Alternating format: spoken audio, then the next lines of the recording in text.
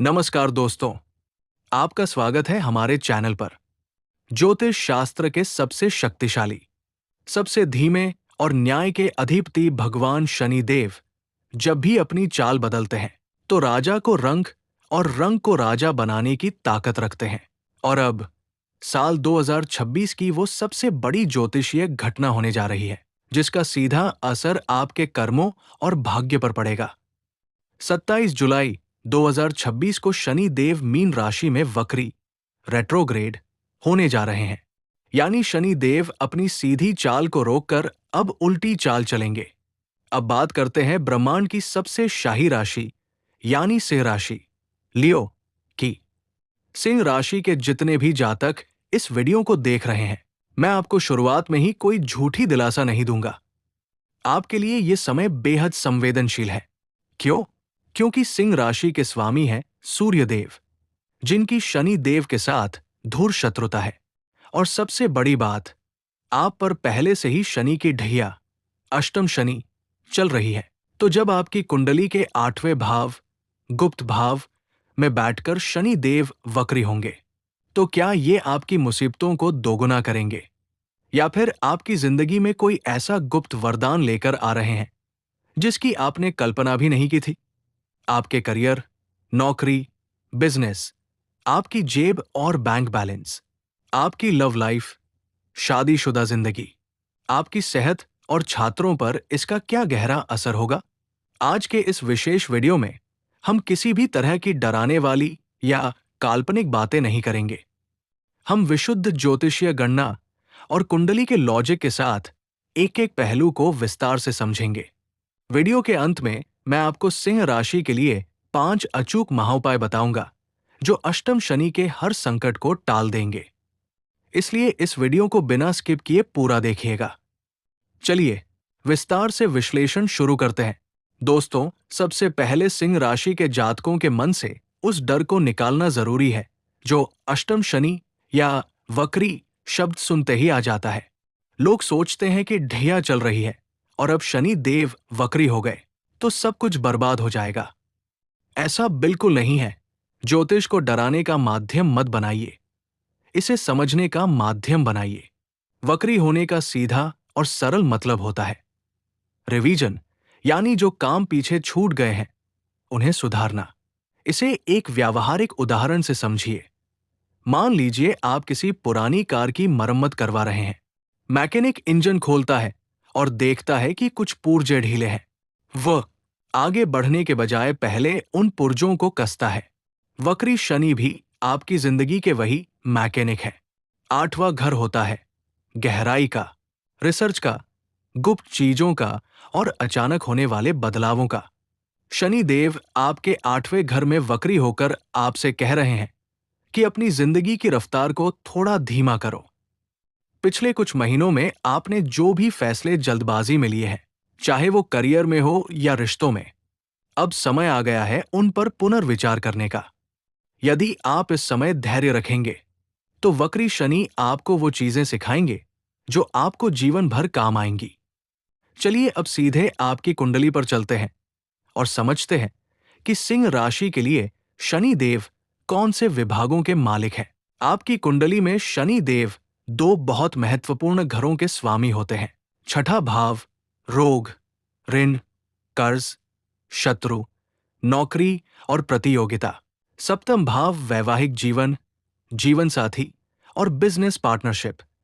और 27 जुलाई 2026 को शनि देव वक्री कहाँ हो रहे हैं?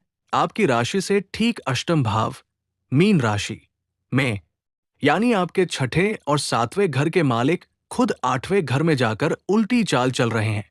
इसके साथ ही 8वें घर में बैठकर वक्री शनि अपनी 3 विशेष दृष्टियों से आपकी कुंडली के 3 अन्य महत्वपूर्ण घरों पर अपना प्रभाव डालेंगे।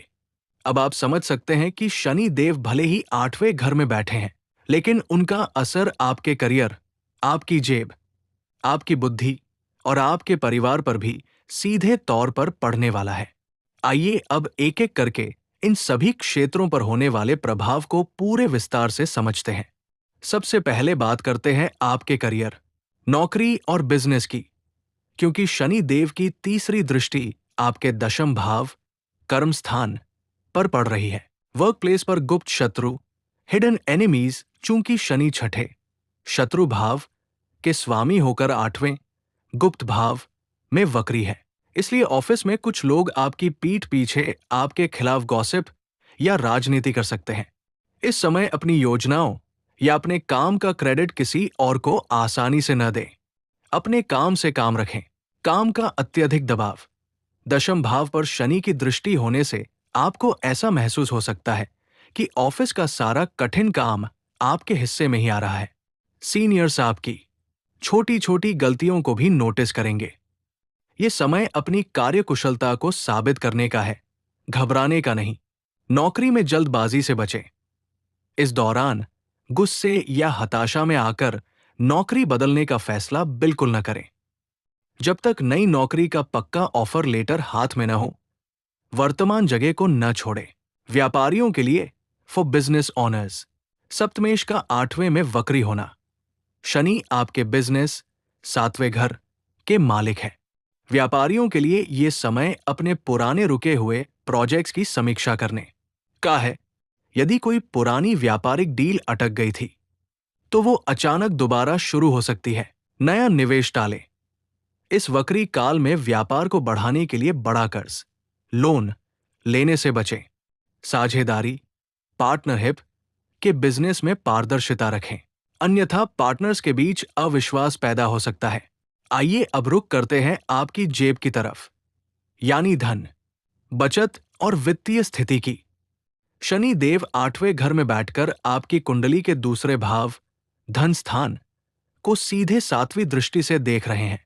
बचत में रुकावट, फ्लक्चुएशंस इन सेविंग्स शनि की दृष्टि के कारण धन का आगमन तो बना रहेगा, लेकिन पैसा टिकने में थोड़ी दिक्कत आ सकती है। आपके सामने अचानक कुछ ऐसे अनियोजित खर्च, अनप्लैन्ड एक्सपेंसेस आ सकते हैं जिनकी वजह से आपकी जमा पूंजी में से पैसा निकालना पड़ सकता है। वाणी पर नियंत्रण, वॉच योर स्पीच। दूसरा घर आपकी वाणी, स्पीच का भी होता है। सिंह राशि के जातकों में वैसे भी एक राजसी अहंकार या सीधा बोलने की आदत होती है। वक्री शनि के प्रभाव से आपकी भाषा थोड़ी कठोर हो सकती है, जिससे आपके बनते हुए काम बिगड़ सकते हैं और धन का नुकसान हो सकता है, इसलिए सोच समझकर बोलें। गुप्त धन और पैतृक संपत्ति के योग। आठवां घर वसीयत, इंश्योरेंस और पैतृक संपत्ति का होता है। सिंह राशि वालों के लिए एक बहुत ही सकारात्मक बात ये हो सकती है कि अगर आपका कोई पारिवारिक संपत्ति का विवाद सालों से चल रहा था, तो इस वक्री काल में वो अचानक सुलझ सकता है और आपको कोई बड़ा आर्थिक लाभ मिल सकता है। चलिए अब बात करते हैं आपके रिश्तों, वैवाहिक जीवन और प्रेम संबंधों की। सिंह राशि के जातकों के लिए शनि देव आपके सप्तम भाव विवाह के स्वामी हैं। वैवाहिक जीवन में दूरी या नीरसता। सप्तमेश का आठवें घर में वक्री होना जीवन साथी के साथ वैचारिक मतभेद पैदा कर सकता है। आपको ऐसा लग सकता है कि आपके पार्टनर आपसे कुछ बातें छुपा रहे हैं या उनका व्यवहार रहस्यमयी हो गया है। बेवजह का शक करने के बजाय उनसे बैठकर खुलकर बात करें। ससुराल पक्ष से संबंध। इस समय आपके ससुराल पक्ष के साथ किसी बात को लेकर कहासुनी हो सकती है। मेरी सलाह है कि ससुराल के मामलों में ज्यादा हस्तक्षेप न करें, अन्यथा बात बढ़ सकती है। Love life, love relationships. Shani की 10वीं दृष्टि आपके पंचम भाव प्रेम के घर पर है। जो लोग रिलेशनशिप में हैं, उनके रिश्ते में थोड़ी नीरसता आ सकती है। अगर कोई पुरानी गलतफहमी थी तो वो दोबारा सामने आएगी। यदि आप इस परीक्षा को पार कर लेते हैं तो आपका रिश्ता और मजबूत हो जाएगा। पुराने प्रेमी, एक्स की वापसी के भी संकेत मिल सकते हैं, लेकिन सोच समझकर ही कदम बढ़ाएं। दोस्तों, अब आते हैं इस वीडियो के सबसे महत्वपूर्ण हिस्से पर, जिसे आपको बहुत ध्यान से सुनना है। आपकी सेहत, हेल्थ। चूंकि आप पर अष्टम शनि की ढैया चल रही है और शनि देव वक्री हो रहे हैं, इसलिए स्वास्थ्य के मामले में आपको बिल्कुल भी लापरवाही नहीं बरतनी है। वाहन चलाते समय सावधानी। आठवां घर अचानक होने वाली घटनाओं का होता है। 27 जुलाई 2026 के बाद जब भी आप गाड़ी चलाएं, गति सीमा का ध्यान रखें। जल्दबाजी में रेड लाइट पार करना या लापरवाही से ड्राइविंग करना आपको भारी पड़ सकता है। पुरानी बीमारियां और मानसिक तनाव। शनि देव आपके छठे भाव, बीमारी के घर के भी स्वामी हैं। यदि आपको हड्डियों, जोड़ों के दर्द, गैस, अपच या पीठ में तकलीफ रहती है, तो इस समय वो समस्या थोड़ी बढ़ सकती है। इसके अलावा ढगिया के कारण मन में एक अज्ञात भय, चिंता, एंजाइटी या रात को देर तक नींद न आने की समस्या हो सकती है। सकारात्मक समाधान, अपने खान-पान को सात्विक रखें। देर रात तक जागने की आदत को बदलें। सिंह राशि के जातकों के लिए सूर्य देव की आराधना करना इस समय मानसिक और शारीरिक शक्ति पाने का सबसे बड़ा जरिया है। हमारे जितने भी सिंह राशि के छात्र या युवा जो सरकारी नौकरी या किसी बड़ी प्रतियोगी परीक्षा, कॉम्पिटिटिव एग्जाम की तैयारी कर रहे हैं, उनके लिए वक्री शनि का क्या संदेश है? कड़ी मेहनत का समय। शनि की 10वीं दृष्टि आपके पंचम भाव, शिक्षा पर है। इसका सीधा मतलब है कि आपको पढ़ाई में फोकस बढ़ाने के लिए सामान्य से दोगुनी मेहनत करनी पड़ेगी। आपका मन अचानक से पढ़ाई से उचट सकता है या ध्यान भटक सकता है। रिवीजन ही सफलता की कुंजी है। जैसा कि मैंने आपको बताया, वक्री का अर्थ है दोहराना। यदि आपकी कोई परीक्षा अगस्त, सितंबर या अक्टूबर के महीनों में है, तो कुछ भी नया पढ़ने के बजाय अपने पुराने नोट्स का बार-बार रिवीजन करें। तकनीकी और शोध के छात्रों को लाभ, जो छात्र रिसर्च, पीएचडी, विज्ञान, कोडिंग या गुप्त विद्याओं जैसे एस्ट्रोलॉजी से जुड़े हैं, उनके लिए ये वक्री काल बेहद शानदार रहेगा। आपकी बौद्धिक क्षमता गहराई में जाएगी और आपको बड़ी सफलता मिलेगी।